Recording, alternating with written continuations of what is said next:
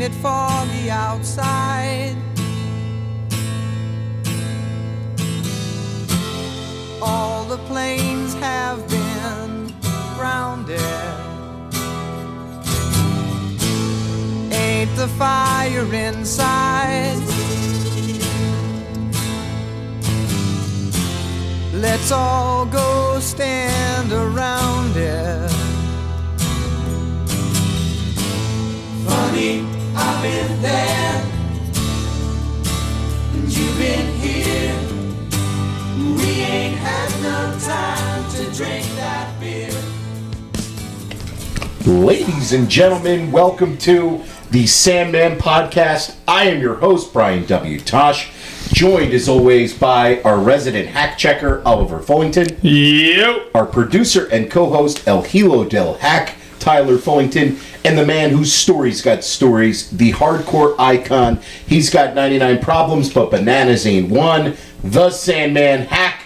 How the hell's it going today? Oh, I'm feeling warm and fuzzy today. You're feeling warm and fuzzy? Yeah, because we just watched what we're going to talk about this week. Yeah. So I'm feeling warm and fuzzy about my dynamic performance. Okay. Yeah. NWA-TNA. Well, no, just seeing some of the old boys working and stuff like that, you know. It was a lot of ECW It's a breath flavor. of fresh air, you know. Yeah, a lot of ECW flavor on this card. But before we break down NWA-TNA episode, pay-per-view 34, I want to get into a little debate I was having with the Gunk yesterday. The Gunk calls me up yesterday and he said, who's the better athlete, Logan Paul or Tom Brady? And I said, it's absolutely Tom Brady. There's no way it's Logan Paul. Hack's looking at me like I farted in church. Ollie doesn't agree with me. Okay, the Gunk doesn't agree with me. It depends what the conversation is. What's an athlete? And what you're putting them through. If you're putting them through a decathlon, Tom Brady in the height of his athletic career would never touch Logan Paul in that. First of all, because he can't run anything. Logan would beat him in anything running in a decathlon. But Tom Brady could probably hit, I don't know, an 80-mile-an-hour fastball. Yeah, he was a college baseball player. He could throw the javelin. Yes. He could throw. I'm trying to think of the things that he could win as a decathlete. Why is the decathlon your barometer here? Well, because it used to be the greatest athlete on the planet was the Jenner, right? I guess. Well, that's what they said. That when I grew up, I don't necessarily believe it. I think the best athlete on the planet plays in the NBA right now. Okay, that's what I said to Gunk too. I think basketball and soccer players are probably your best. I don't think soccer players. No, you're out on soccer. I don't even think soccer's close. I think a soccer player is more athletic than a basketball player. I think the best athletes are, and this is going to sound crazy. I think it's a three-header. It's amateur wrestlers, it's swimmers, and it's gymnastics, like fucking people who do like crazy twirls and shit like that. I think those are the three best athletes in the world, no matter what. Okay, so those ladies in the pool that do synchronized swimming. No, I wouldn't. I don't know. That's what I just heard coming out of his mouth. I'm saying like Phelps and like. Okay, doing a 100 butterfly is like that makes you one of the best athletes on the planet. It's crazy amount. Every single muscle in your body has to be firing on full. I totally agree with that. Just like a wrestler and just like a gymnast. It's more than that. I think basketball players are the best athletes on the planet. Like NBA professional basketball players. There's nothing that you can't. If you train one of them to do whatever they do, the gymnastics in the air with the basketball going through other people and making live decisions constantly, constant flowing of live decisions. An NBA player could transition easier to any other sport than any other athlete. Like, you know what I'm saying? Like, they could transition to any other sport easier than any other athlete. Besides, like maybe like ice hockey, or maybe hitting a baseball. Yeah, because hitting a baseball is an entirely different thing. I actually. They're the least athletic dudes that I think. Baseball players, but hitting a baseball is the hardest. Hitting a baseball is the hardest thing to do in sports, and it's not even close. They're more like skill sports, if that makes any sense. Like, I get that. So, but I still don't think basketball players are like they're like, I would say if wrestlers, swimmers, and gymnasts were I'm S with you tier, on the gymnasts. If they're S tier, I think basketball players are gymnasts. I know. I'm talking about. I think basketball players is there, but I think gymnasts are right up there as far as like. I think you guys are Premier thinking about athletes. amateur wrestlers. I think are the number one. Honestly. Dude, could you imagine the floor exercise of LeBron James? It would be amazing. Could you just imagine, or even just take some of the smaller guys, take that Atlanta He would freaking jump guard, 14 feet in the air. that Atlanta guard that's now in Washington. Trae Young? Yeah, like with that hair and shit like that. Like, Russell dude, those Russell Westbrook would have the best Those floor guys exercise. will be doing like double, quad, full quads. And it's impossible to compare these things because if you would have to take that person and say this is the only discipline you're going through from birth on, right? With your athletic talent, and then from that. But Gunk was saying Tom Brady could never do a buckshot lariat, and I'm like, I think if you gave Tom Brady in the peak of his athletic prime enough training that Logan Paul had, he could do a buckshot lariat. He could do a the only moonsault. He thing could that do a would frog be weak splash. with me is his footwork. You know what I'm saying? Like, we know that he does it. That takes a lot of footwork just to swing your body into positions and shit like that. You know what I mean? So, but I think Brady's got everything else with the footwork. I don't know. Quarterback footwork. Yeah, but he's a plant and go guy. He's not, you know what I mean? He's a 1, 2, 3, I mean, go. he 1, 2, 3, He yeah. ain't gonna be the best ladder dude you got. So overall, what do you think, Brady or Paul? Paul. Yeah, that's why. I mean, if you look at the 40 times, you look at you compare certain things that we do know, measurable. I think it's Paul. It's a tough conversation. I would say Paul. I gave this to Tosh. I said, okay, Brady is the better athlete, but Logan Paul is more athletic. So Tom Brady's a better athlete. Because he has the championships and he's the best at his sport. He's the best quarterback of all time. So yeah. So your answer is Tom Brady then? No, It sounds like it. but not for athleticism, because Logan Paul is more athletic than Tom Brady. Well, who's the better athlete? Tom Brady, because he has 7 Super Bowls and he's the greatest Logan Paul's not the greatest of whatever he does. Please don't say it again, Ty. Please. So you agree with Tosh then? It sounds like it. That's vindication right there. That's a victory lap. I want you guys out there listening to let us know what you think.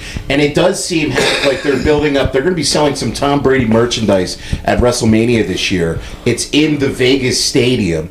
And I think that they're building up a little bit of heat between these back and forth things where Brady's putting down pro wrestling. And I was saying to Ollie before we got started here, it's a weird dichotomy because Logan Paul's a heel, and yet Tom Brady, if he's speaking bad on pro wrestling, Brady's the biggest babyface of the NFL. but he's a heel if he's talking bad about pro wrestling and it's at a wrestling show. Yeah. So how is Tom supposed to get sympathy if he's talking bad about the pro? You know what I'm saying? Yes. Like what you're talking about is like it's supposed to be like, oh, boo Logan, yay Tom, but if Tom's talking shit on wrestling, then how's he supposed to? Yeah, right. How's he supposed to get sympathy? So like, I don't know. Who knows if they're I don't actually know. Just booking put Tom anything. through a table, and then he'll get sympathy on like a Monday Night Raw. I was thinking that, or they could do a spear thing with like Brady spear and freaking what's the name? Brady doing a spear. Or you just have Rock come out and like spear Logan, and so a Tom couple doesn't have to run-ins do with it. guys in masks, and you're there. Oh, Edelman. You could have Wes Welker. You could have Randy Moss. You could do a lot right there. Belichick. Yeah, Belichick is his manager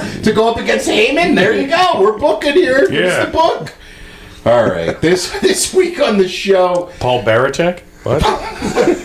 we watched NWA-TNA pay-per-view number 34, which was from February 23rd, 2003. Were they all considered Alright. pay-per-views? Yeah, so NWA... Here, send to our address, and we'll give you a book on how to get the thing on your television. You get the TNA Yeah, Plus app. this wasn't weekly TV, right? No, so what they were doing for their business model, so NWA-TNA was started by Jeff Jarrett, his father Jerry Jarrett, who used to promote down in Memphis.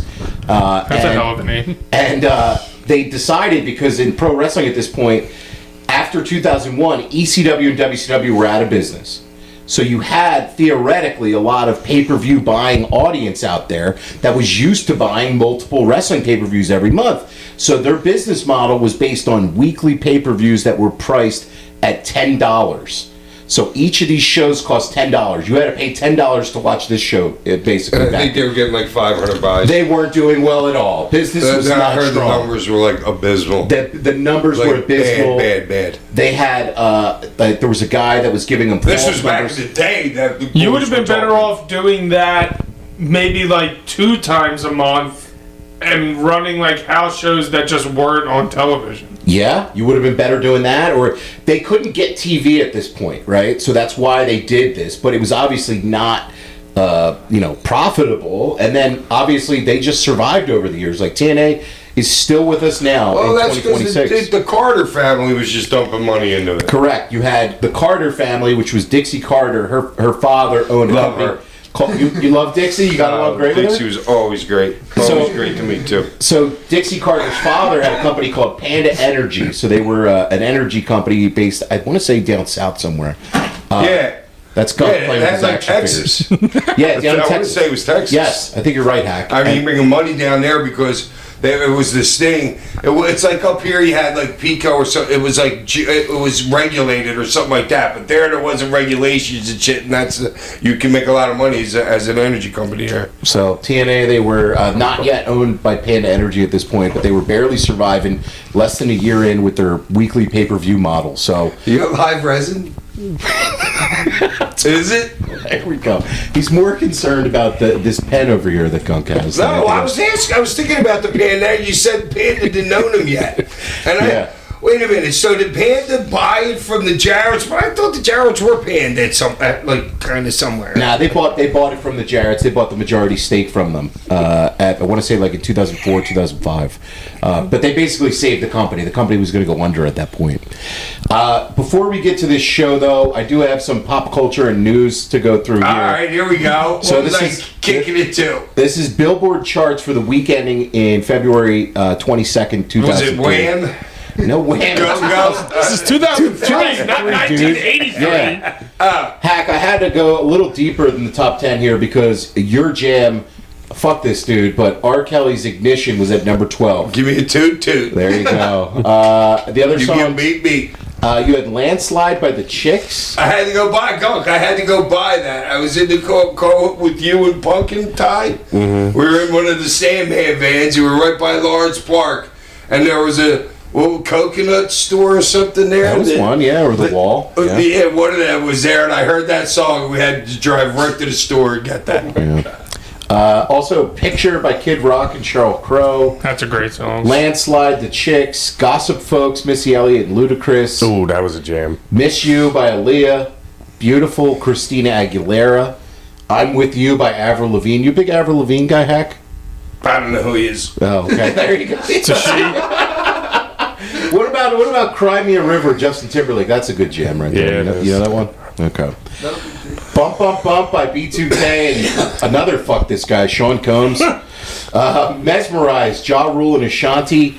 Into Club by 50 Cent. Ooh, hell yeah. And All I Have by Jennifer Lopez and LL Cool J. And this was also right around the time period where 50 Cent's debut album, Get Rich or Die Trying, had just dropped in February. Probably the fucking hottest album ever Dude, at the time, right? this album was awesome. I was in middle school. Straight up, no skips in this album.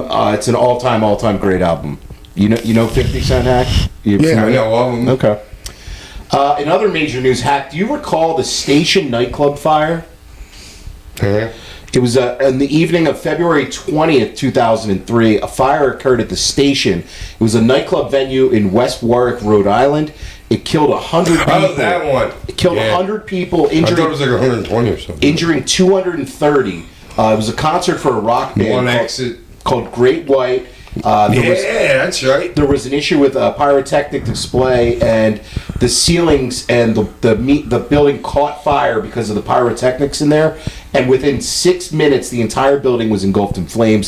The fire remains the deadliest firework accident in U.S. history and the fourth deadliest nightclub fire in U.S. history. There's another one that happened not too long ago. One of those club things. Yeah, it was a nightclub fire. Where? In Warwick, Rhode Island. It was at the Station nightclub. Didn't And, like something happen to Egypt where that collapsed? Was that Egypt? there was something in Philadelphia with the pier, I think. Yeah, that like yeah. I can't remember what club that was. Yeah, but just terrible news there. As far as top movies at the time, you had Old School was number one. Oh, dude, You a fan of Old School, Hack? No, one of my he's no favorites. selling Old School. Is that He's like probably never seen it. It's a Will Ferrell and Hank the Tank. yeah. Nah, I was. He's probably never seen it. No, Farrell was big, but that was his like. That was his coming out party. He dropped 50 in that game. I mean, He was Frank the Tank. He And it was was Frank the fucking. Tank. That was Maxi COVID game where Yeah. everyone else sat out and he had like 45. Yeah. Daredevil. You ever seen Daredevil with Ben Affleck? No, he's not a Dude, comic I'm book. not the Like movie Jennifer guy. Gardner. You're not the movie guy. I know, Okay. dude. Fucking, I'm not the movie guy. Okay, not the movie guy. Okay, and then Chicago, How to Lose a Guy in 10 Days, Ooh, And guilty the- pleasure there. The Life of David Gale. What year did you graduate? 08. Oh, okay. So you were younger. So that's what I'm than saying. I was thought. like middle school. Yeah, you were going to movies a lot and stuff here. So, this show here, oh man, where do we begin with this one, man? How about the first match? Okay, it starts off with Kid Cash. Well, first they had a video My package. boy. They had a video package going over. AJ Styles wrestled Jeff Jarrett the week before, and this looked like the biggest, most convoluted book thing ever. They had tons of run-ins, and Jeff Jarrett retained the title, beating AJ Styles. And you had Kid Cash with Trinity taking on Jason Cross.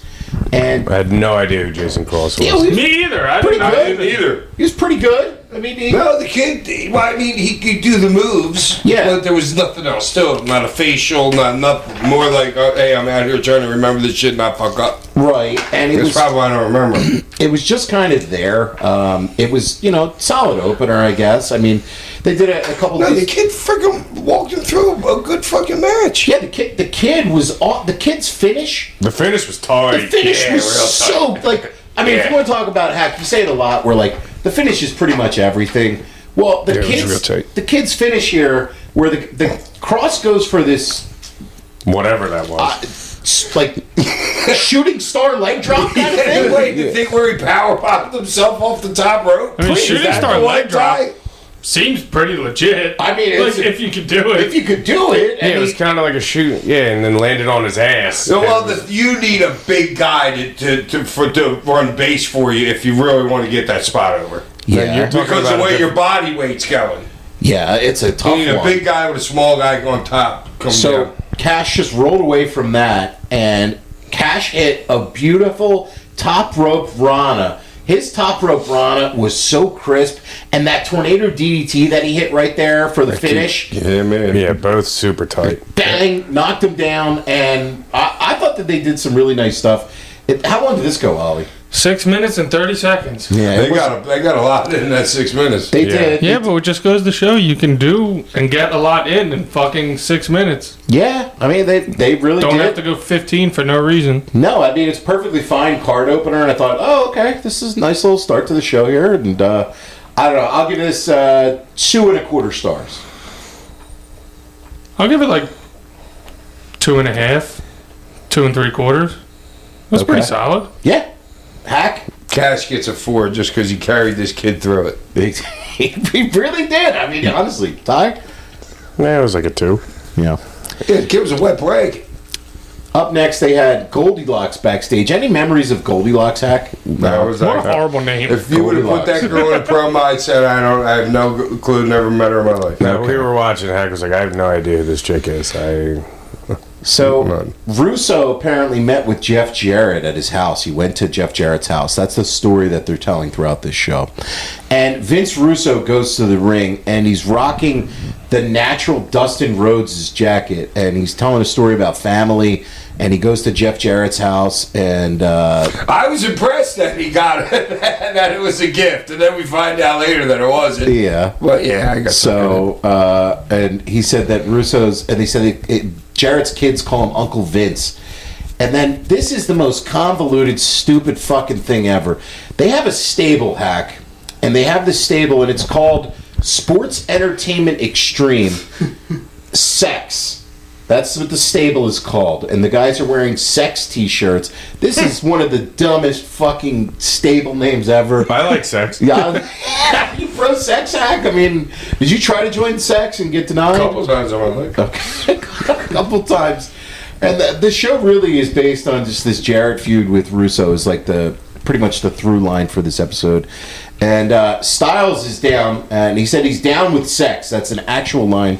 Yes. And then Raven comes out, and he's jealous of the fact that Styles seems to be the new favorite, and he's daring him to work the Sandman later in a hardcore match. Yeah, what about him? What about Raven? What about Raven? Yeah, you want to work Hak? Yeah. Styles is probably like, fuck no. Absolutely not.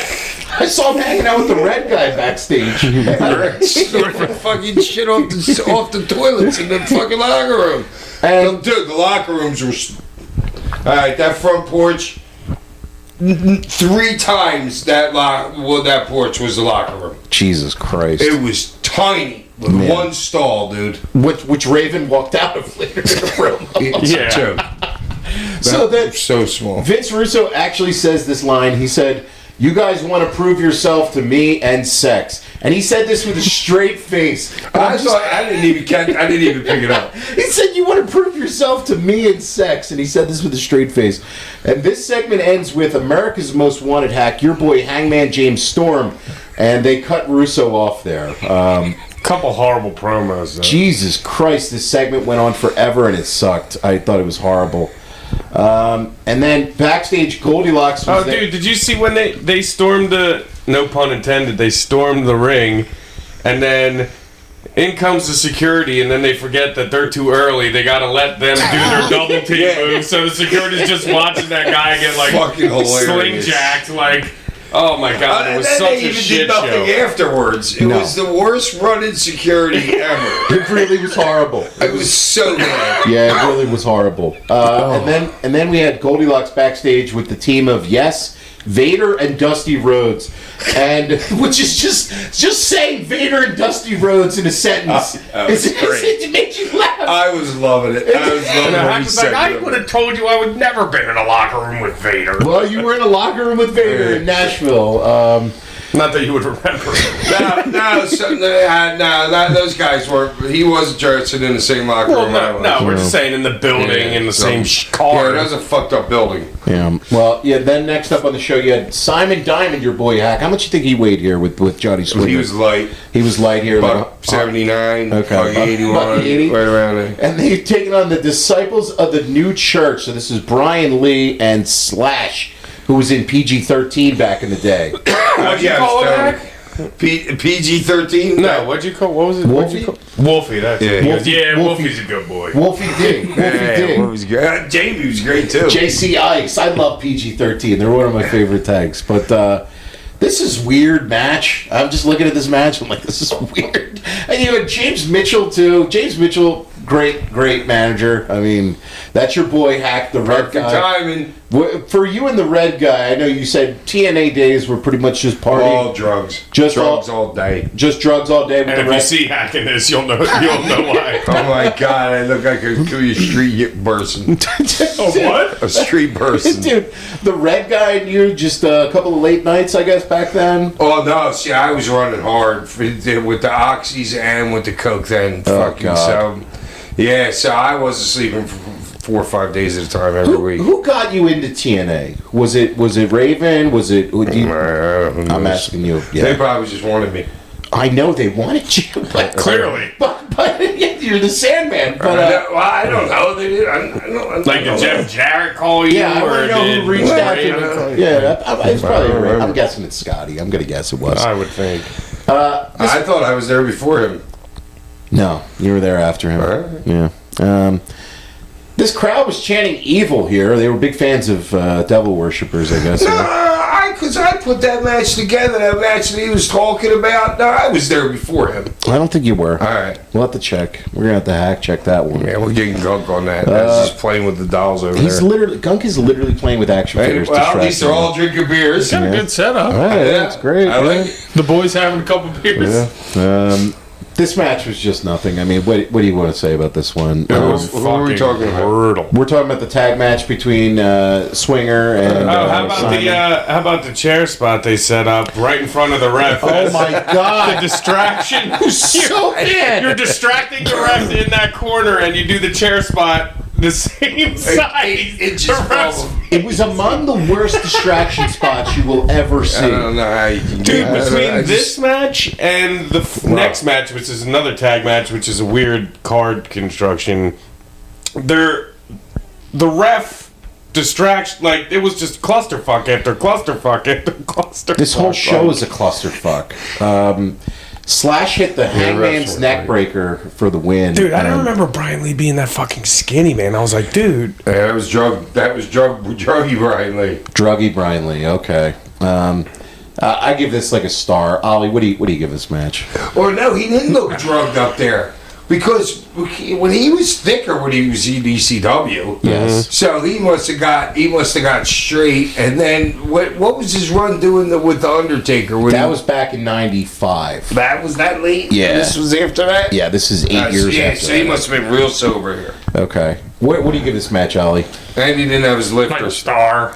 Yeah. Hack, any star for this? Nah, I don't know. I didn't remember it. We're gonna have to come up with a TNA rating system to replace the Shaw. Maybe like a red guy bump scale or something here. How many Yeah. sniffs did he get? Couple bumps. Yeah, how many? That's not a 3 sniff. No way is that a 3 sniff. No way, 3 sniffer. That is No not. way, that's 3 bumps. That is not a 3 You don't bump. even hear me sniff. When I used to Wow. do cook, you wouldn't even hear me All sniff. right, Ty, you give You us got to anything? sniff it because you're doing something wrong. No, this is like a 0. Yeah. Goldilocks was outside of Jeff Jarrett's locker room, and Jarrett evaded her, but he opened up his jacket and he revealed a sex T-shirt. Did Suplex Vintage Wrestling store ever have any sex T-shirts back in the day? I don't believe so, but they definitely had some slap nuts shirts. Yeah, Okay, there was not much sex happening in that Suplex Vintage Wrestling store, I don't think.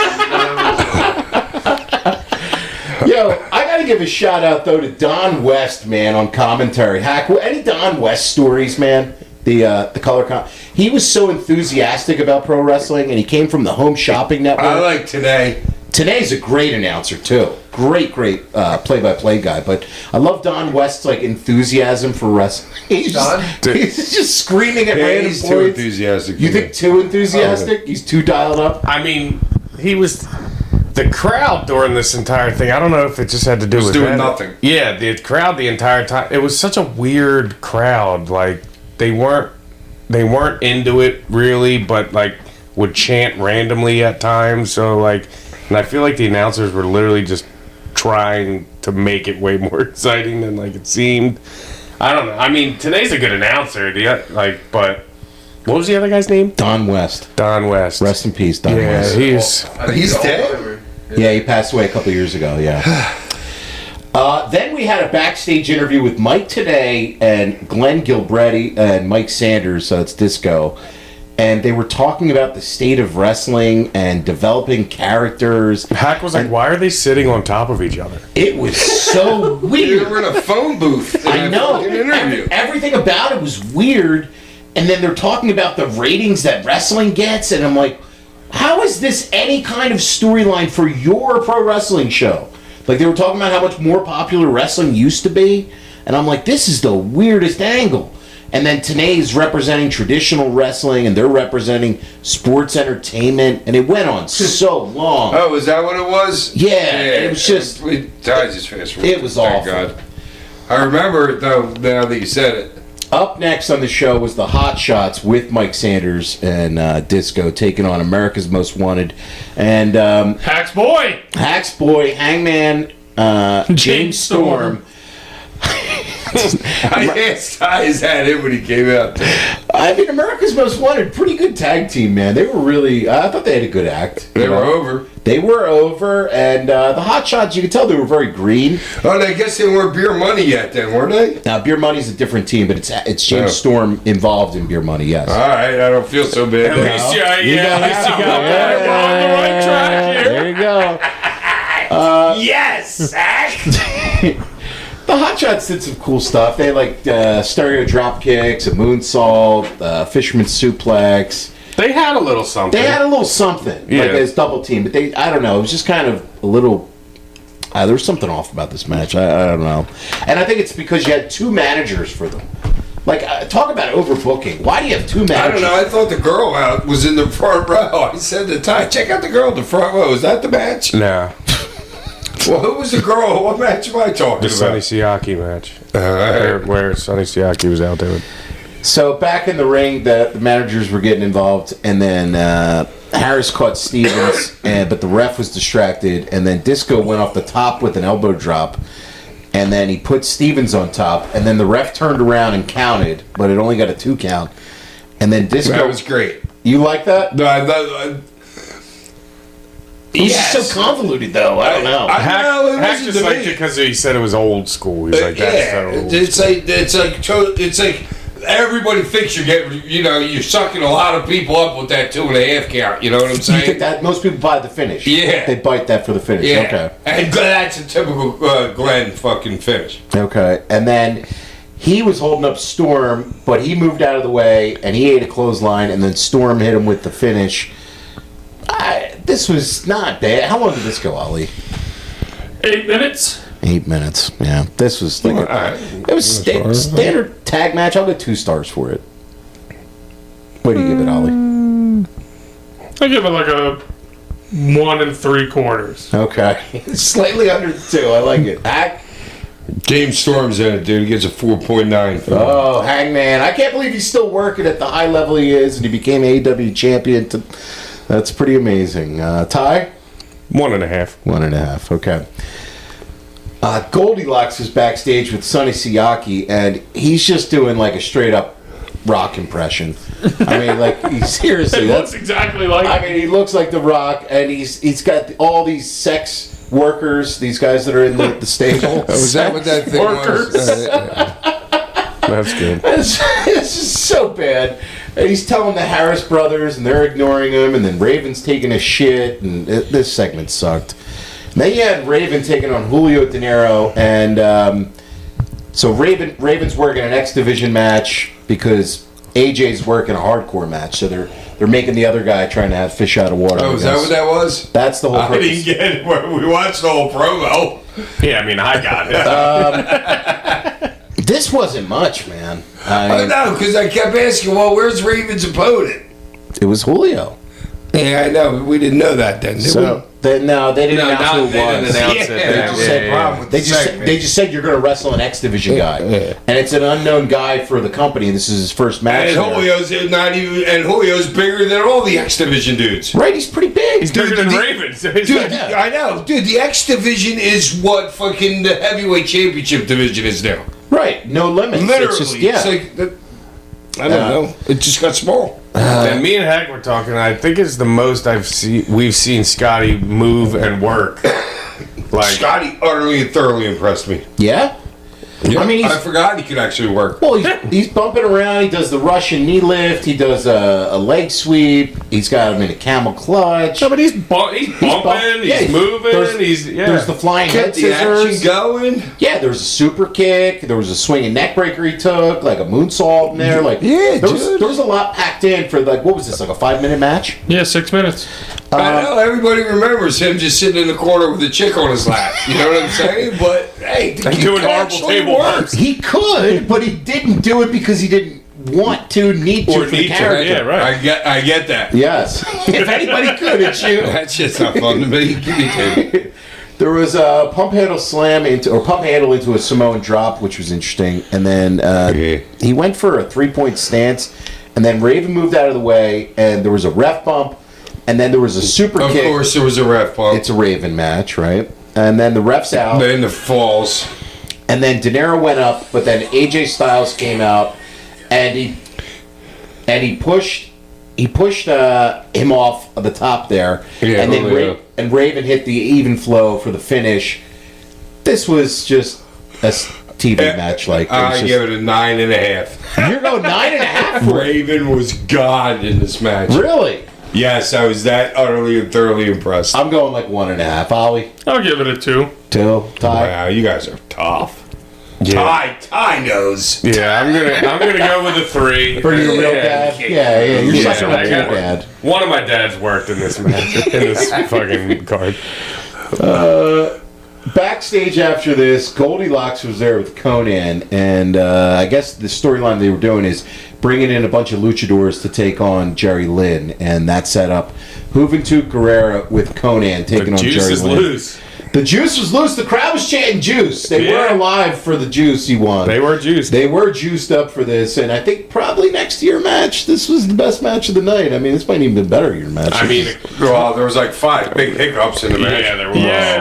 It looked like kind of slow. Different pages. They were doing like a fast-paced sequence to start, and Hoovy hit him with some chops in the corner, and there was a tilt-a-whirl, head scissors into an atomic drop, and then Hoovy got out of Corey's special.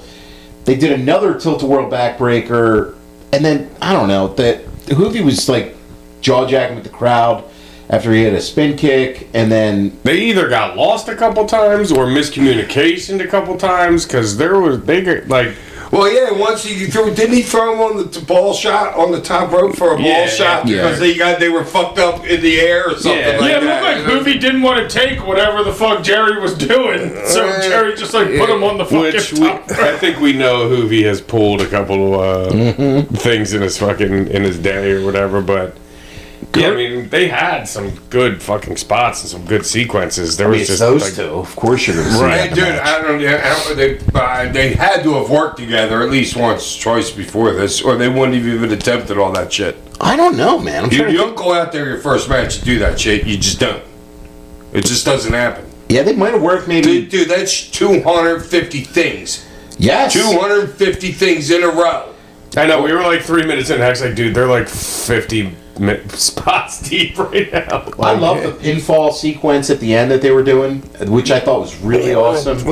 And then Hoovy got to his feet after a German, and then there was a 2 count off of a bulldog, and then Jerry Lynn got a bridging roll up for the win, kind of out I of was a nowhere. little surprised. But I like that finish though. I like the way he hooked his legs too to get it. Yeah, he had like the leverage, and I'm like, okay, sometimes, yeah, you're not going to hit your finisher. There's going to be other finishes. Like, you out-wrestled the other guy. Yeah, I like that. I was just kind of surprised that Jerry went over after you bring Hoovy in. Like I you do, thought for sure Hoovy was going over. you know what I'm saying? Like Conan's like, oh, I'm bringing in, Hoovy. You guys stole all his moves, this, that, and the other, and then he loses.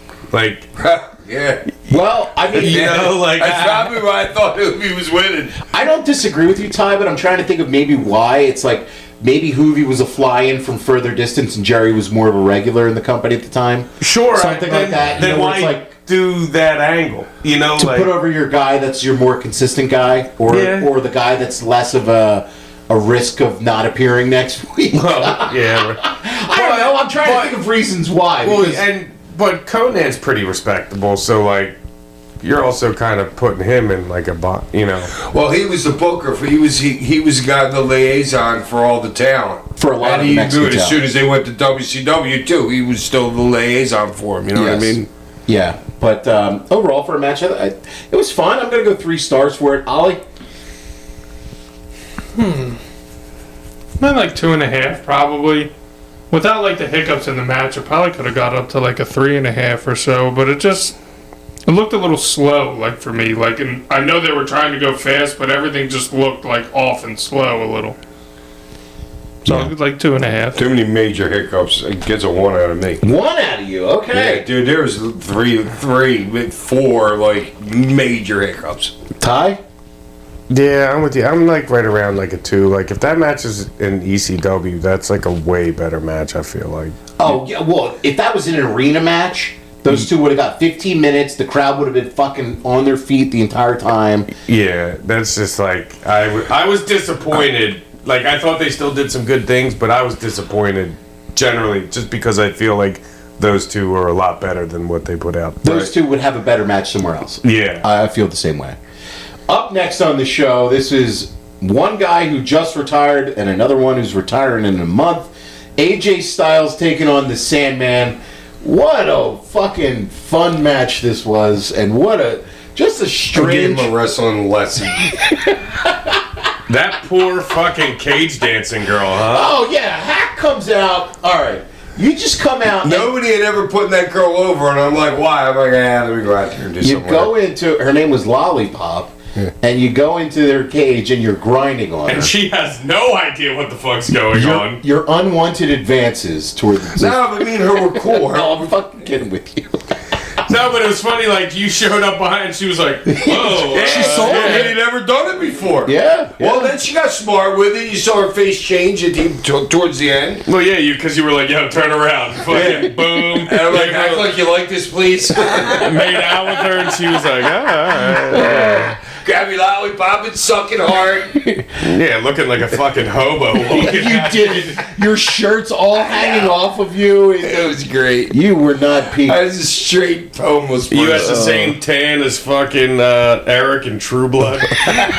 Fucking Was pale as fuck. My hair was great. Your hair was.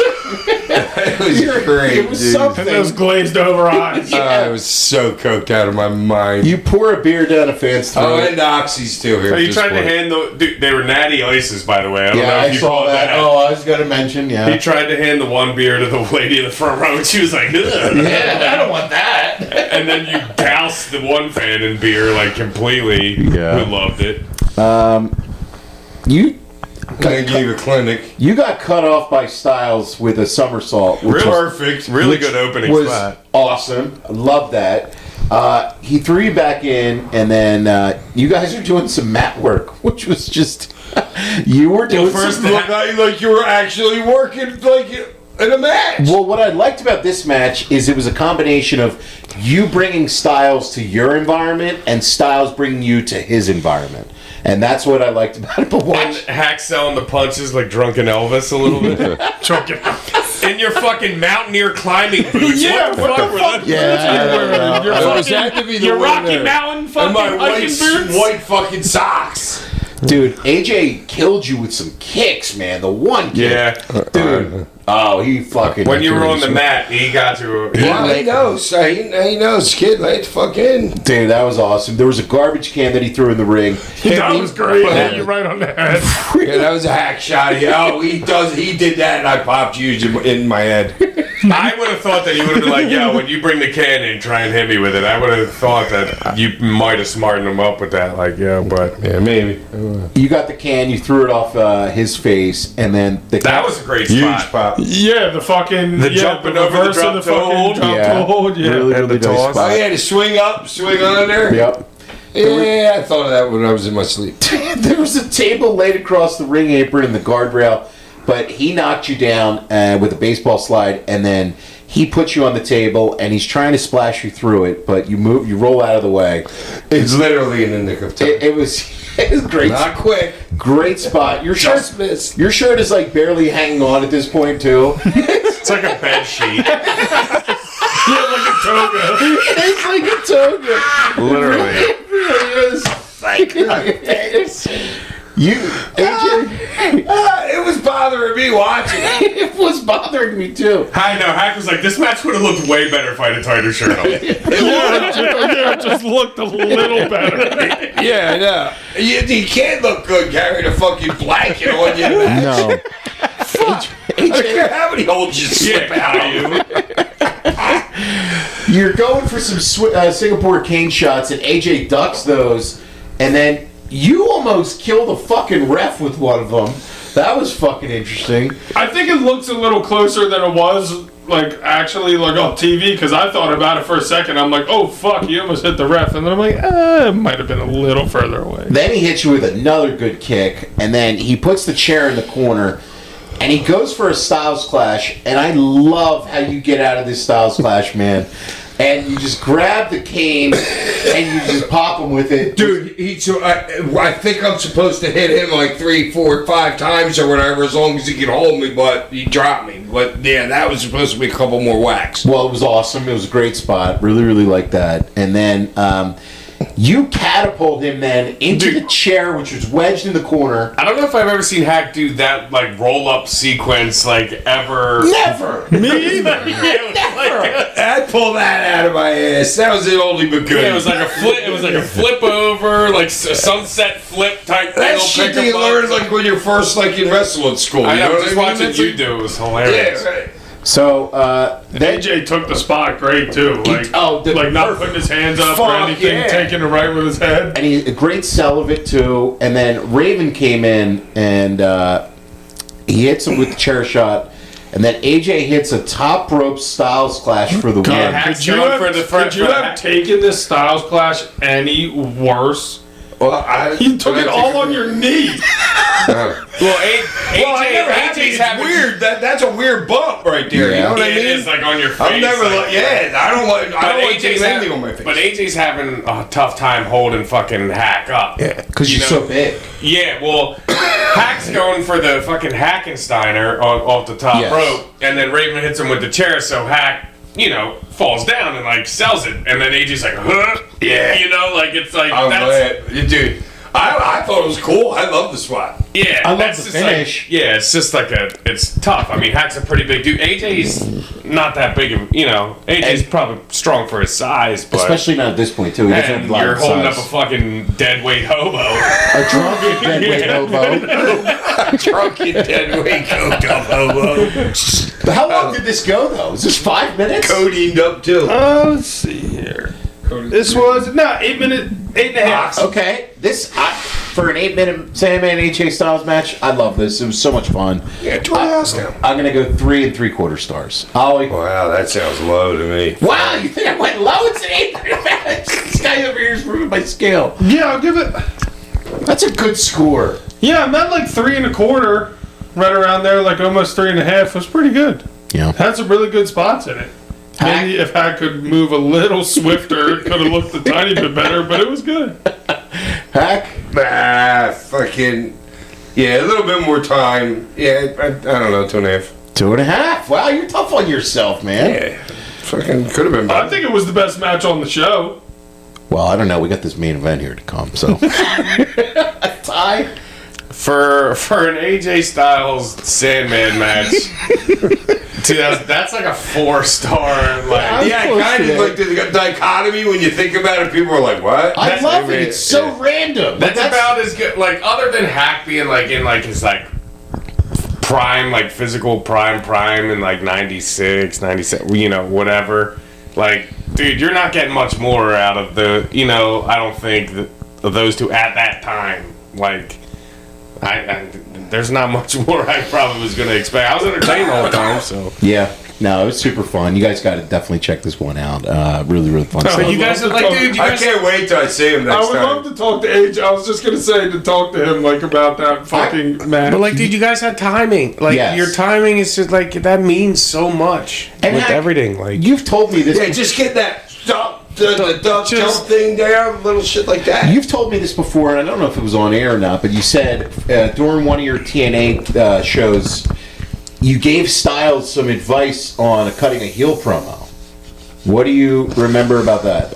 He was just turning heel, and you could see, because you know how guys are like creatures of habit, and you could tell when a guy's off kilter a little bit. And when he's just turning heel, I'm like, kid, you're a natural fucking heel. You're a heel when I fucking talk to you and fucking when we're eating lunch together. Just go out there and be yourself. Just go out there and be Yeah, I yourself. said something about Shane Douglas too. I said, you got that Shane Douglas fucking thing in you, dude. You're smart. You know how to fucking talk. Just go out there and fucking go out there and be you. And that's what he did. I mean, the guy went out and carved his name out in TNA and the Indies, and then he ended up going to New Japan, and obviously the WWE run that he had. I mean, absolute legend of the business, and Yeah, man. he just retired. So shouts Dude, out. one of the best like wrestlers ever. Yes, Definitely. absolutely. might not have the same accolades and everything as some other guys that you would think, but he's right up there with the who's who. It's in the only wrestling. because If you give him 4 or 5 inches of height, he's a great. well, he already is a great. Even without it, no, Hack. but you give him 4 or 5 inches of height, No, he's that's a not- I'm Randy just Orton. saying, some people may not put There's him a in, difference. but He's a Randy Orton man. I'm telling you. I know what you're saying, Hack. But I still think he's right there with yeah, Randy. so do So do I. I. I mean, I think Right there, nobody's there with Randy Orton. you love Randy 15 way more time than like WWE heavyweight champion on his way to 60.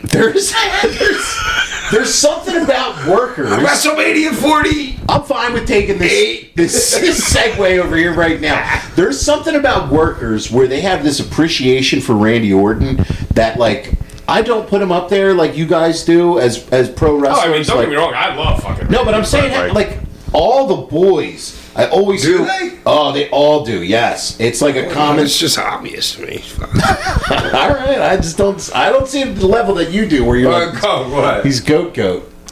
I don't think I've ever seen anybody feel more natural. Like everything with him just feels so fluid. Like I don't know. Like it just feels so fucking just. Even when he was a young bull, even when he first came in, it just looked and felt so. Cena never felt like that. Like Austin never felt like that. Rock never felt like that. Second Austin generation never helps. felt like that. Austin felt stop. No, You don't even know your history. Austin You're felt talking scrappy. Austin felt like a different vibe. It felt like its own cool thing. It felt fucking hardcore and punch in the face. Randy Orton just feels like exactly what he is, like the Viper. He feels like it just flows so fucking. Like his drop kick is fucking insane. Like he's just everything's so crisp. I find he does throw a drop kick like on a cloud. I find him to be fucking boring a lot of cloud, times. baby. Yeah, it is boring, but it's just he's the greatest at like all Does of this nothing shit. fast ever. He knows his character, always Slow. has. He's always in like 3/4 speed. Yeah. The main event here. Talk about legends. The Harris brothers. Your boys, Hack. Did they ever fuck you up in TNA? No, that was ECW. No. Okay. At Lulu Temple. Taking on Dusty Rhodes and Right Vader. outside Norristown. Right by the Plymouth Meeting Mall. Dusty Rhodes and Vader, one of the strangest tag teams of all time. God, how old do you think Vader was here? Vader had to be in his probably mid-40s, late 40s at this point, I would say. It was Vader time. It was Vader time. Dusty was talking about how he trained Sonny Siaki and the chick with him. And then Ron, I don't know if it was Ron or Don, was starting with Vader, and they were just punching. Vader hit a corner splash on him, and then another suplex on him. It's so funny the dude was like robo punching fucking Vader and like he's not even selling it. Yeah, he's like flinching, like he's like blinking his eyes and like flinching, like he's not even like he's just like fuck. I know, he like, can't I'm even Vader. move to sell it. No. It's just, Why would he? But he's like blinking fast, as if like that's a sell. Like it's fucking Over here, where do you see my blinks? it was fucking hilarious.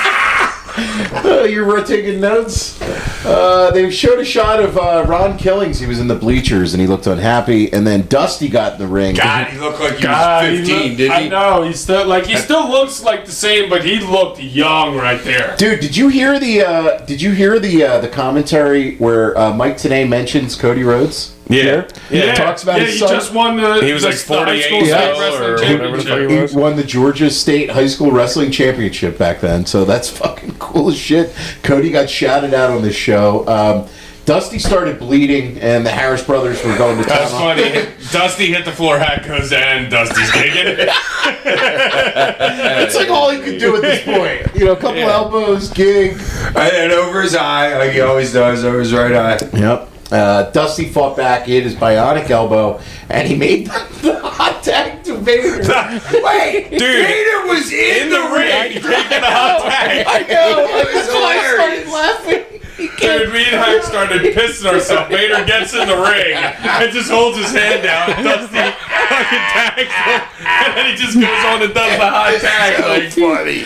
Why even bother at this point? Well, it ain't gonna be a hot tag if he's outside You're the ring. right. yeah, right. You're It'll right. take him a minute and a half to get in, so he's already like, And Vader fuck it. was like, fuck this, we're going home, Dusty. We're just going home. Sonny Siaki ran in the ring, and Dusty hit him with an elbow, and then that was the bell, and Vader hit Siaki with a Vader bomb, and then Dusty hit the chick on the ass, and then Nikita Koloff snuck in the ring. What the fuck was Nikita Koloff I doing felt there? like I was watching the fucking the chamber fucking last week. You know what I mean? The run. Yeah, like, what the fuck is he doing here? Dusty hit him with a bionic elbow for old time's sake. Is that And, what that was? I don't know, man. I have no idea what the fuck this was. This was just fucking a giant cluster. Maybe Dusty just getting him a payday. Could be, old buddy. I don't know. That's probably exactly what it was. Nikita, he was the Russian gimmick. He was a worked Russian. Beautiful, great gimmick there. I can't even give this match a star. This is 1 million stars. You guys have never seen. Yeah, I thought Ron did great. He thought you could differentiate which Harris brother it is. Ron was killing it. He was the worker of the two brothers. He's the one who Never worked over knew those you. two apart, man. Yeah, I mean, 1 billion stars just for the hot tag alone. Yeah, I you mean, guys gotta check this out. The entertainment of the hot tag is all we needed. After this, Goldilocks was there with you, Sandman, and you were drinking with Simon and Swinger. And Simon loved wearing that fucking Notre Dame jersey. He'd always wear that thing. he's a big Notre Dame mark, huh? Yeah. Hey, Lou Holtz. Oh, R.I.P. Smoke one for Lou Holtz. I'll take a hit for him right now. Yeah, smoke one for Lou Holtz. Russo comes out to the ring, and there's a Welcome Home Jeff banner, and there's We didn't even fucking watch this. I cut it off after that. I thought that was it. there's a bunch of shit with the stable sex, and it was all a swerve, of course, because Russo's booking it. And then he had a bunch of family come out and run in on him. You had Brian Lawler, David Flair, and Eric Watts. So it's a lot. It's a lot of second generation wrestlers there. Wow. It's a lot of sex. It's a lot of sex. David Flair, Eric Watts, and Brian Lawler were having, yeah, for sure. This was terrible. Well, dude, they were the young studs in the company. 2003? Seriously? In 2003? Studs? I don't know if anybody's ever called David buds? Flair a stud, but Oh, I didn't hear you say David Flair. Yeah, Dave- The other two. Brian Lawler and Eric Watts. Yeah. Overall, what do you guys think of NWA-TNA, man? This was chaotic. It's rough. Yeah, it's very rough. Gets a little better in the coming years. Oh, jeez, what? I fucking tore down the house. Hack and AJ did good though. It might be the best pay-per-view I've ever seen. Yeah. Just saying. Just saying. You think people got their $10 worth? They paid $10. Wow, they paid 10? 10. Nah, they got ripped off. They got ripped off. Yeah, the Hack and AJ Toga match. Yeah. Well, I want to say shouts out. Oh, good man. I want to say shouts out to a friend of the show. That's hilarious, the Toga match. The reason we're able to watch these TNA pay-per-views on TNA Plus is our friend of the show, Canadian V-Man, who gave us his password. So shouts out to the V-Man. Shout out to the V-Man. V-Man, one of the many friends of the show. Shouts out to the V-Man. Yeah, he's the guy you stole the joint from outside the arena at WrestleMania. He's from Canada, isn't he? He is. Yeah, that's what we're talking Is that about. what you just said? Yes. I went somewhere for a second. We know. It was a bigger hit than I took. I took a hit for somebody. I went somewhere for Lou. Yeah. Yeah. Hit for Holtz got me somewhere. Hit for Holtz. That's the T-shirt. Take another one. Let's see if I get back. Is that a new part of the show? Hit for Holtz? No. Housekeeping. That's good. If you guys can't get enough of the Sandman, you got to check out Hack on Mad That Pod. These British blokes, they do an awesome job, and this interview was unlike any other you'll ever hear of the Sandman. They had some great rugby stories of you as well, and some tales of your upbringing. So, really, really fun interview. Definitely check that out. Yeah, what's that on again? Mad That Pod. It's on YouTube, and you can find it wherever podcasts are. As well. Talking about my interview? Yeah, yeah, you killed It it. is your podcast. Well, you were on this podcast. In collaboration with Suplex Apparel, we dropped a sick t-shirt. You have to grab one of these. Head on over to suplexapparel.com and check out the Sandman t-shirt that they have up there. This is a one of one, and also Are they making the one with me and Hacky Poppins? no, we got to do that. I though. want that shirt We bad. have to do that. We actually have to do I that. would wear that to the ring. We'll talk to 360 Bags about Just that. to pop Or an myself, I would action, wear or an that to the action ring. figure of Hacky Poppins. Shouts out to 360 Bags. Every week, 360 Bags has been doing artwork for us. What a and, beast. Amazing, amazing stuff. What a beast. His artwork is for sale. Go buy it. Go buy it, 360 Bags at BigCartel.com. The big event, Saturday, March 21st at the Suffolk Credit Union Arena in Brentwood, New York. The Sandman's going to be signing for PWE, Pro Wrestling Entertainment. This is one of the largest wrestling conventions of the year. Make sure you stop up and say hello to Hack. I know Franny's going to be up there too with stash pages, so you got to come to the big event. Speaking of Pro Wrestling Entertainment, an update. The next show from PWE Expelled live from the Bach Building in South Philadelphia, Saturday, April 4th, 7 p.m. Get your tickets now. All right, the Bach building at BACH Bach? No. B-O-K. Be okay, but okay.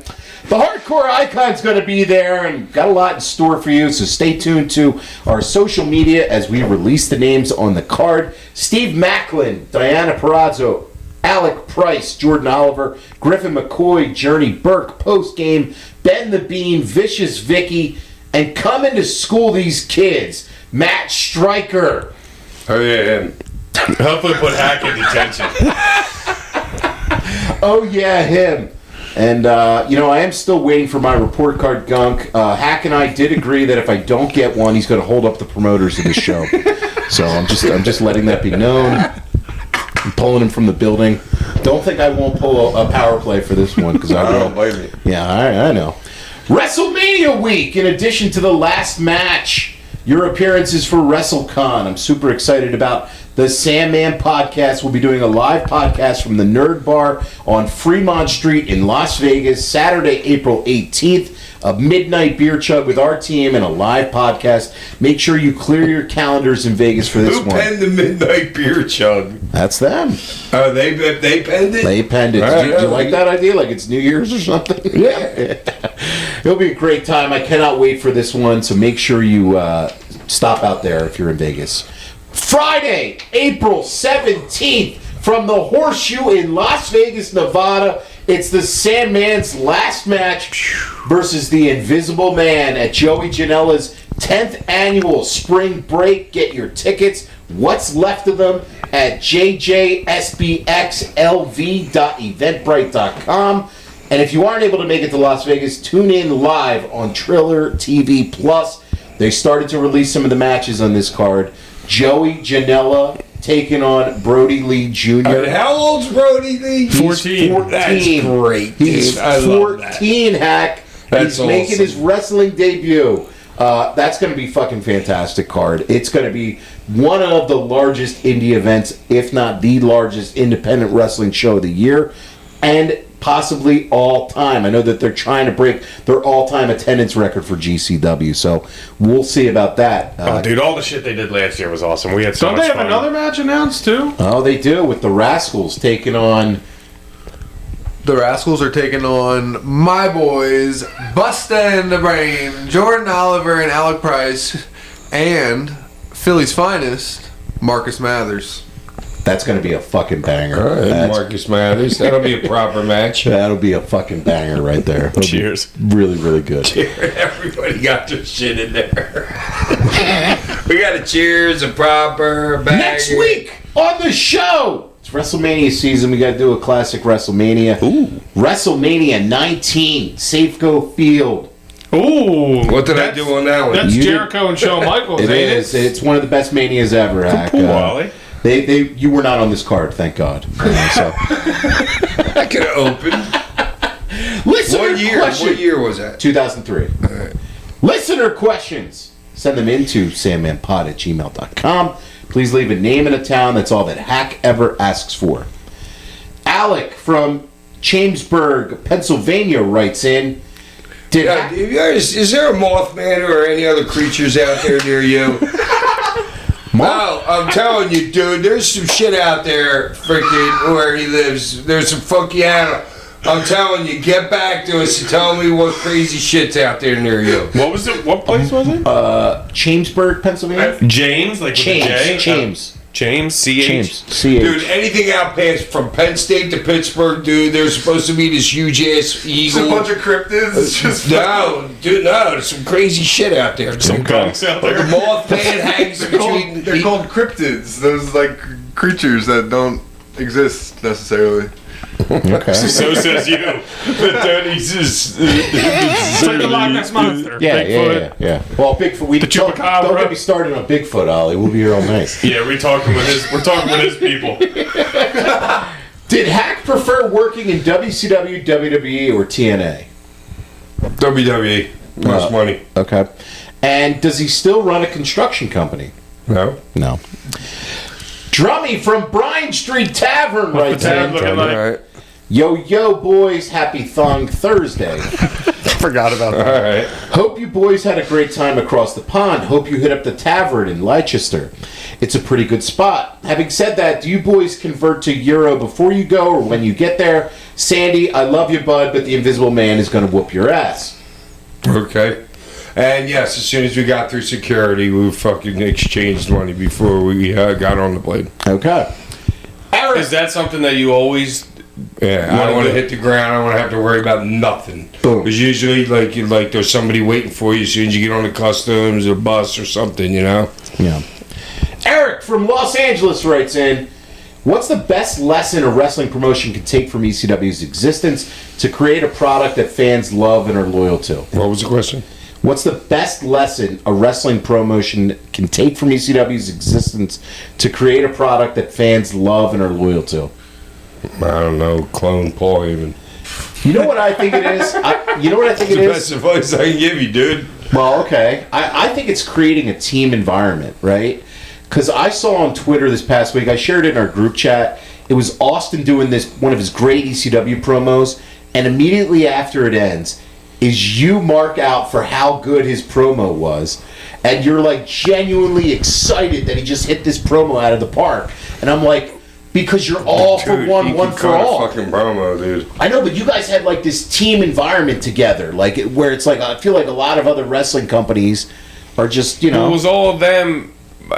All of them were kind of all starting out at the same time. You know, instead of like not necessarily like your Terry Funks or you know some of the others that were like brought in, but a lot of those guys are just all trying to like make it at the same time. Yeah. It's a little bit like different now, but if you're starting a promotion, like you said, create a team, create consistency, like who you bring, like of like your roster and who you're bringing back, and it's a little bit different now with like the social media, you know, aspect of everything, and there's a lot of like self promotion going on and stuff like that, which Tons of self-promotion. which is good for you and your brand, Right. you know, but which would make it a little bit more difficult to like, you know, create that team. But like Juggalo Wrestling, I feel like is doing something similar to like I see a lot of those fucking, you know, people out and about and doing stuff like that. I mean, I don't know like all the intricacies of it, but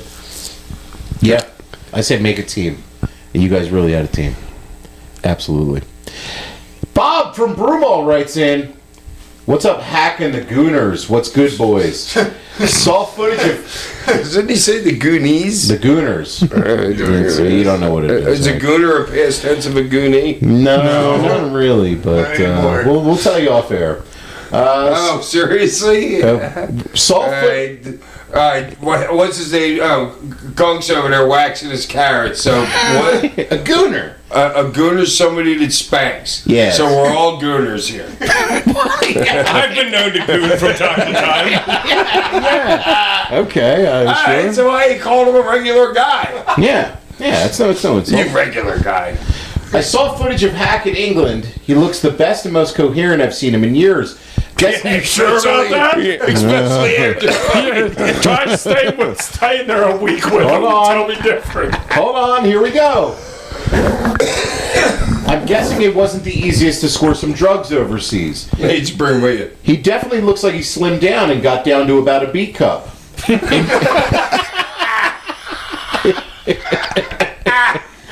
Invisible Man better watch the fuck out. I recently watched the Raven documentary, which was really good, and I wanted to know if you knew what the process was for forgetting your name, forgetting your name up on a banner in the ECW arena, because you and Raven certainly deserve one.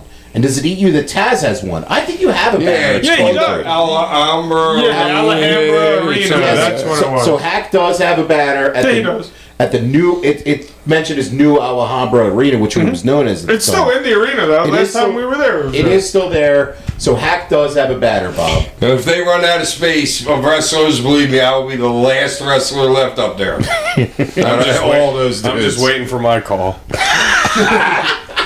That ain't ever coming. Cole from Oklahoma City writes in, All right, Cole. I'm very much looking forward to Hack's last match against the Invisible Man. I have a prediction about the match. Yay! Let's hear this.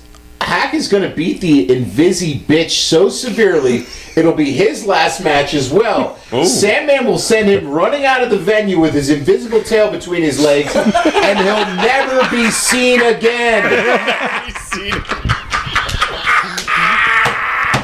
Now that's good. Yeah. Cole from Oklahoma, is that? Yes. All right, Cole. You came in strong there. I got a comment about the final match. I think for Sandman's entrance, Ty and Ollie need to be a part of it, dressed as different variations of Hack, just like Sting Sons did for his final match. Ty could rock the wetsuit with surfer shades and a surfboard in tow. You don't want that. While Oliver would support the Zubaz in white shirt. That would be fucking tremendous. I love the show, fellas, and kick the Invisible Man's fucking ass, Hack. We can't steal Sting's gimmick. Can't steal from Sting. He had a great gimmick with his sons, but yeah, that was a great question. Darren from Grimsby writes in, "Hey everyone, and greetings from jolly old England. Before I get to my question, I just want to say it was absolutely awesome meeting Hack at the For Love of Wrestling in Manchester, and getting a chance to have a chat for a few minutes before the signing started means a lot to me. I'd like to say thank you to Hack for that. My only regret was that I never got the chance to chat with Ty and Ollie. I was hoping to chat with them on the Sunday, but for health reasons, I was unable to attend. Now to my questions. You guys enjoy your trip over to the UK, and is there a possible chance you'll be at next year's convention? Hoping for even a live podcast. Keep kicking ass. There's too many episodes of the most awesome podcast out there. P.S. I remembered to rep the podcast by wearing the shirt. Sorry, Gunk." So yeah. Our fans do a better job Thanks of for promoting coming, the dude. show than you do. It was good to see you, man. Yeah, I love that. We had a blast. I mean, These losers went. What day was he there? He was there Saturday. he was there. Yeah, we were there with him. We saw him. Yeah, we saw him. Me and Ollie were a little bit late. We were a little bit hungover getting back from some party time in Manchester. But no, we saw the shirt. I was like, oh, the pod shirt. That was great. Can I say something that's interesting? I think is like you guys keep saying how professional and great like the people that ran it were. They already have Cactus Jack booked for next year. They're already like booking people a year in advance. That's kind of, I don't know, that showed to me they have their shit together. That's pretty cool. Yeah. So then I year out got Cactus Jack already posters of him. And I was talking to them, and they do a whole bunch of different conventions. Like they did like horror conventions. They had people in from like the Scream movies and like other movies and stuff like that. Vampire Diaries conventions. Like they don't just like run wrestling stuff. Like they do a whole bunch of shit like over and over. So like to me, it seems like they're pretty fucking tightened up. You know, with like with the stuff that they got. Because I'll tell you, that was the tightest run shit that I've been around, like convention wise. You know, and if you're getting names like they're getting, like they want you to be on your P's and Q's, you know, where like big name workers don't want to work for companies that, you know, are, you know, not necessarily lazy, but don't have their shit together. But like, that's something that a worker will remember, you know, and will definitely be interested in returning and doing business with you later in the future. Well, and they also did a good job too of like setting up like local people who are like training like wrestlers, or like people who are like indies or something like that, like handling everybody's table. Yeah, like we had a local indie wrestler that was handling all Hack shit. That's awesome. So like they kind of get it and they know what to do, but also it's an opportunity for those people to fucking learn. You know what I'm saying? Yeah. Just being near us. Yeah. You know what I mean? Just act, you know, like just you learn. Just I don't know. Yeah, we had, me is like osmosis. Like you just be near somebody great and you should get it. Like well, and like how we always talk about like Hack always being like out like in front of his table. Like he was the only one doing that. Everyone else is sitting down like doing whatever. And I mean, like if you have a fucking line a mile long, I'm sure it's a little bit more difficult to do that. Right. You know what I'm saying? But like it just goes to show you that like you can learn if you're a younger wrestler that like it'll benefit you to like be up and like talking to people and see who's around versus just sitting there, and it's a lot harder. You're a lot more less approachable that way. And the guy that was sitting with Josh Banks, And Okay. give him a little bit of shout out. He was fucking awesome on everything. He was even fucking on me, handing out the podcast fucking he was business handing them out cards. He himself. was handing them out himself. He was doing all this stuff. Like, All right, Josh. yeah, he was fucking awesome there, along with the rest of the other people. So Good shit. Eric from Bucks County writes in, "Good day, heart attack and pack. I was listening to episode 108 about Hack and Nash, and I wanted to write in earlier, but my tism took over, and I was probably distracted. What took over? His tism. his gooner. And he was distracted by a bird flying, so I forgot. I remembered now. What I wanted to say, you alluded to how ECW is so fondly remembered today, even in its worst moments, and yet a lot of WCW is remembered for just how bad it was, especially during Russo years towards the end. Do you think that ECW being held in such a regard is because of its local roots and remaining true to its style and soul, or is it just a right place, right time kind of thing? Looking back, ECW never felt forced, if that makes sense. You all just did your thing, where the little bit of WCW I watched always just felt like they were straight acting." Yes, definitely the last couple years of WCW hurt. Like to me, like that WCW to me is really Ted Turner.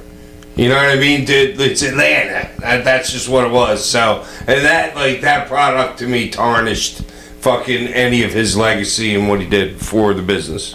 You saying the last couple of years of Yeah. where it was just really bad. Yeah, the last 2 years were so bad. Yeah, and I think when it comes to ECW, what he's asking, I think it was a mix of both of those things that he said. I think having like a local, rooting like Philadelphia, like that was like I think that helped. And I also do think it was partly right place, right time of them being like almost like the little like chaotic brother of the two big companies fighting over each other. I feel like that having like its local roots and also right place, right time. Like the music was out in Seattle is like wrestling was in Philly, right then, same time. It's also a lot harder for WCW to be remembered for like all the good things or good wrestlers that were in it, because a lot of the big stars that were in it were also in WWE and or went to WWE after that and did bigger things. Yeah, I think part of the thing is perception always too, right? Like ECW was always a babyface promotion because it was an underdog. Yeah. Whereas WCW for its majority of existence was, I wouldn't say they were a heel, like they just weren't really like thought of as anything. No, what NWO made them heel. NWO made them cool, but and that was, they were cool then. They were never cool before then, and then they got cool, and then they got uncool. And once like they were the enemy from both WWF side and ECW side, and they were a heel promotional. I also do think that this and I hate to call the commenter out here. What's his name? Eric. I feel like, and I'm not one. I'm a WWE guy, but I feel like he might have fallen under a little bit of WWE propaganda when it comes to how WCW has been perceived. Because I mean, there are people out there, and like the golden age of WCW, like back when like Flair and Vader and like Harley Race and like early WCW before it like the Hogan and like all those guys came in, like that was great wrestling, and people do love that. And there's like a Hold on. To me, Harley Race isn't WCW. You're right. Harley Race to me is NWA. You're right, and there's Flair's WCW. Well, but here's the thing: there's this weird history where what's the dividing line? Well, because you had NWA, which was Jim Crockett Promotions, Yeah. and that history bled into the WCW history, which WCW didn't start until 1989.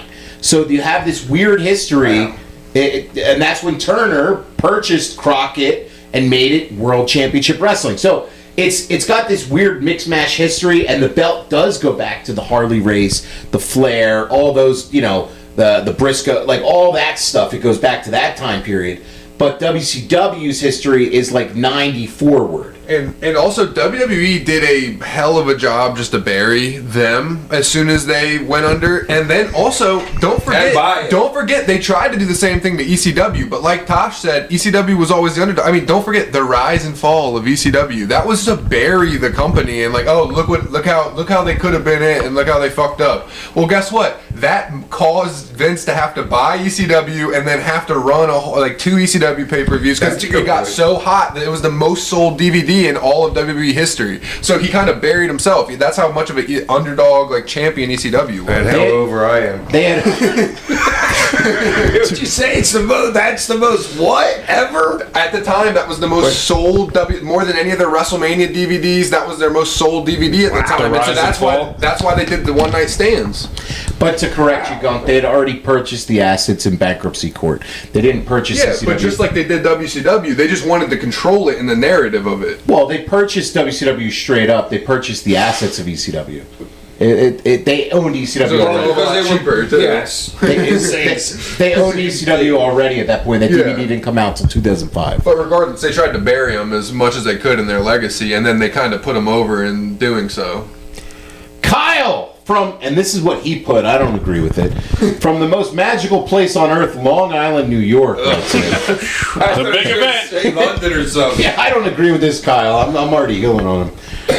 I gotta ask how you plan on training for your last match against the Invisible Man. You see me hit my pen right here. I imagine you'll train the way you did for that battle royal you forgot you won last year. I won a battle royal. We're not doing this again. We're not doing this again. Also, have you ever watched the movie The Invisible Man from the 30s? It might be a good tape study before you fuck this guy up.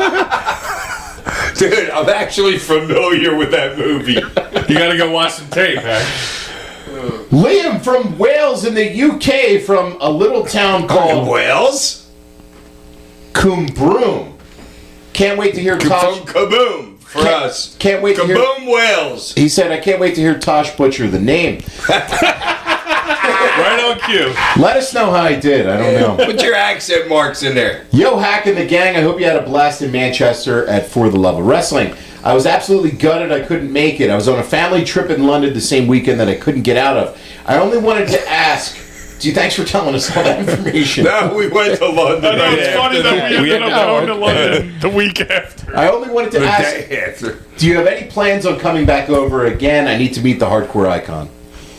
I'm good with London. Oh, you're good, okay. No, I don't know. I don't As care. of right now, nothing's scheduled, but you know, who knows in the future? They got Cactus for next year, so you know. Well, I mean, Cactus in a fucking both of us retirement. He's selling already- the hell. Selling hell. Selling hell. Yes, okay. All right. Dopper and I've been in a Scudthorpe. couple cells. Scudthorpe in England writes in, That was pretty good at selling the hell. "Hi, lads. I was feeling pretty melancholy this past Monday after I had to miss the For Love of Wrestling in Manchester. But holy shit, Hack having no clue that he had worked matches in 2024 and 2025 cheered me right up. I was laughing along as Ollie read out match after match, and then when he said, 'You want a battle royal,' it set me over the edge. I'm telling you, I never won a battle royal. Best podcast in the business. Thank you all. Thanks, man. Peace. Steven from Lumberton, New Jersey writes in, All right, Lumberton. Yo, you got the fucking New Jersey Devil out there in Lumberton? oh, another creature. Another cryptid. Going to try and set the scene here from meeting Hack. We found out there would be a pre-show meet and greet with the wrestlers at a Little League field in Trenton my buddies and I go to. We didn't know which wrestlers would be available, but we knew if Sandman was one of them, we wanted to chug a beer with him. This is back in the day in ECW. My buddy asked him, and Sandman only asked if we were providing the beer, to which we happily obliged. I can remember if he gave us any pointers on how to crush the can. I was flanked to his right, and we all turned our beers upside down to start to pour. I could see out of my peripheral vision that Sandman had made the motion to start to crush the can, and my adrenaline started to rise. A few hits to the forehead later, and I had flattened the can. It wasn't until we all looked at each other that we realized we had all been busted open. We must have looked completely ridiculous at every subsequent picture we took with the wrestlers that had us looking bloody. Now for the rest of the story. I doubt we were the only people with the idea to drink a beer with Hack, and once we were all the first to do so, the floodgates must have been open. The meet and greet was hours before the card, so who knows what kind of shenanigans went on. He came to the ring at the end of the night and wasn't in any shape to wrestle. I seem to remember him getting hit with the kendo stick or a chair, and then having the ring apron draped over him, lying still in the corner of the ring while the rest of the match went on. Sounds like me. This did nothing to dampen our spirits, though. Sandman was always going to be our guy, but even more so after we got the film developed and the pictures back One of my Nice. favorite ECW memories ever. Love the pod and keep up the great work. Send a picture into the pod. He did send in pictures. I'm going to put them up on Have I social not media. seen that yet? I just got to see Wow. This guy's burying me. What was his Wow. Chris. Well, Chris, I'm sorry, Steven. Steven, well, And you just butchered his name. Wow. but Steven, if you think about it, Hack's shitty match was because you asked him to, It was all your fault. do the beer chug. wasn't- No, don't blame him. It was all me. He wasn't even going to drink that night. Yeah. Hack wasn't even going to drink that night. It's all your fault. You set him down a bad path. Owen from Wisconsin Yeah, writes he was in, planning on having a 5 sniffer. "What's up, boys? 5 sniffer. I have a question for you, losers. I'm a huge right. horror movie mark, and I've always enjoyed the Boo. S. darker subject matter and storylines. The Ministry of Darkness Undertaker is one of my favorite gimmicks. My question is, in 2026, is it still possible or feasible to have gimmicks like this work? I enjoyed the House of Black while it lasted, but Malachi Black seems to be one of the guys that are the few that are running with it. The spookiness of the Wyatt family, the Ministry of Darkness, Brood, Wyatt 6 has always been cool to me, but I understand in the world of social media, it's harder for characters to keep kayfabe, and this kind of gimmick will always be limited time-wise, but it seems that it's kind of fallen by the wayside in wrestling. Kevin Thorne was a failed experiment, but someone like Raven seemed to find a way to straddle being a real-life person, but also having the brooding and dark aura around him. Curious on your guys' thoughts. Thanks for taking my question. Yeah, I think it's difficult in this time period to do those kind of like supernatural or spooky. I mean, it does have a place in wrestling, but I think it can't cross a line into like Go watch it in other places. Like in the when we world. saw when they the saw voodoo the, wrestling you Yeah. love on Vice. Yeah, like when we saw the Wyatt 6 leave pools of blood everywhere, like yes, in the I was backstage out. thing. I was like, immediately out on that then. you can't ever not kill somebody ever again. Right. Like, yeah. Like, And even Bray Wyatt, when he was doing the Fiend character, and they would do like the red lights, and he was just like unstoppable. yeah. And it was like, where do you go with this? How do you sell? How do you build a? But I think Bray's original character Was great is great and can be accomplished. That's probably as close as you get. to the line. Yeah, Yeah. like nowadays. Yeah, you can't do Papa Shango Taker stuff anymore. But I mean, Hack, where do you stand on this and spooky characters in wrestling? I don't know. I don't. It can get over to me, but it's got to be something great. You know what I Right. mean? I don't mind. Right, if you're good, you're good. Yeah, it all depends. I can't say absolutely not because if somebody's great, somebody's just great. I mean, Danhausen. Yeah, Danhausen. I mean, okay. I think it's always been difficult to do. I think it's always like a perfect storm when it works. I think it's always like the right person at the right time with the right gimmick will get over. Undertaker's one of those examples. You know what I mean? He was able to really just take that and roll with it. But yeah, I don't think this is such a wrestling's such a creative endeavor that it's like you can never say never about anything. I think with the right person, like I said, at the right time, pretty much any gimmick could probably. Well, look at that the Wyatt fucking family. They've been trying to get them guys over again, right? They've tried a couple times. They're Yeah. doing it poorly. Right, Right. but they went too far. Yeah. I think, you And know, like, whatever They went did too was far screwed too up. early, and now it's like you can't. I think to Gunk's point, there should be no absolutes in wrestling, right? Like you might be able to say like, this shouldn't work or this shouldn't, but when you No go vampire ever like that. yeah, when you say we have absolutes like that, I think that's when you lose creativity, and I don't think you should, work in absolutes. because somebody can pull that off. Right. I don't know if it's going to work, but somebody could. Somebody Yeah, could right. pull off a vampire gimmick today. I think Yeah. what's her name? That chick that's got all the big hair in AEW, lost all the weight. Willow? Willow? Yeah, she could be a Jamaican like shaman lady. I think you know what I want mean. to book her So, as a like- Papa Shango? No, gimmick? I'm just telling you. Some people like she looks like that. You know what I'm saying? I think she could get that over. That's the worst booking I've heard all year. I think I believe in you, Hack. I think that's worse than Vince Russo's sex booking right there. That's. Listener questions, as always, send it to sandmanpod@gmail.com. Next week on the show, WrestleMania 19. But before we go, Hack, the cane of the week or the toast of the week? My feelings are hurt. Fuck yous. Oh, no. Done with yous. Peace.